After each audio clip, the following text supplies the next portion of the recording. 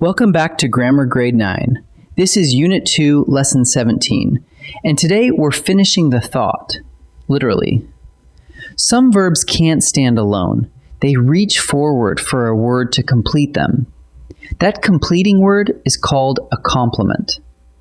We'll meet the two subject complements, the predicate nominative and the predicate adjective, and then a third kind, the object complement. Let's get into it. First, a quick foundation. An action verb shows something happening. A runner sprints. A bell rings. But a linking verb doesn't act at all. It simply links. The most common ones are the forms of be. Am, is, are, was, were, been. Then a second family joins them. Become, seem, remain, feel, appear, and look. And a few sensing words can link too. Taste, smell, grow, stay, and sound. What every one of these does is tie the subject to a word that completes it. Hold on to that idea, because that completing word is the star of today's lesson. So here is the big idea. A subject complement is the word that comes after a linking verb and completes the subject. Watch a simple one. Diego is the captain. Diego is our subject. Is the linking verb, and the captain is the complement. See how it reaches back? The captain points back and completes Diego. The verb is just the bridge between them. A subject complement always follows a linking verb, and it always finishes what the subject started. Now, that complement comes in two flavors, and telling them apart is the whole skill. The first flavor is the predicate nominative. That's a noun or a pronoun sitting after a linking verb that renames the subject. It hands the subject a second name. Take this. Harold became our quarterback. The word quarterback is a noun, and it renames Harold. They're one and the same person. Here's another. Reggie remains my closest friend. Friend renames Reggie. That's your test for a predicate nominative. The complement and the subject are two labels for the very same thing. Subject equals complement. The second flavor is the predicate adjective. This time the complement is an adjective, and instead of renaming the subject, it describes it. Look, her paintings look mysterious. Mysterious doesn't give the paintings a new name. It tells us what the paintings are like. One more. The swimmer was powerful.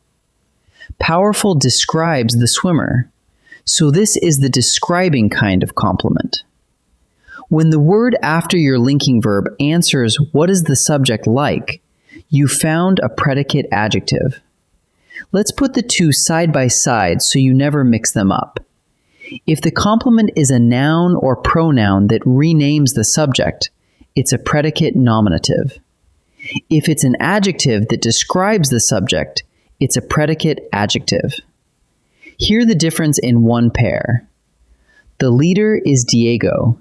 Diego renames the leader, a nominative. The leader is fearless. Fearless describes the leader, an adjective. But notice what they share. Both sit after a linking verb, and both point straight back to the subject. They are both subject complements. Only the job, renaming or describing, tells them apart. There's one more complement, and it works on a different word. An object complement follows and completes the direct object, not the subject. Look, the team elected Maria captain. Maria is the direct object, the one being elected, and captain is the object complement. See the arrow? Captain renames Maria. It tells us what she became. Here it can also describe, the news made everyone happy. Happy describes everyone, the direct object. You'll usually spot object complements after verbs like make, name, elect, call, and consider.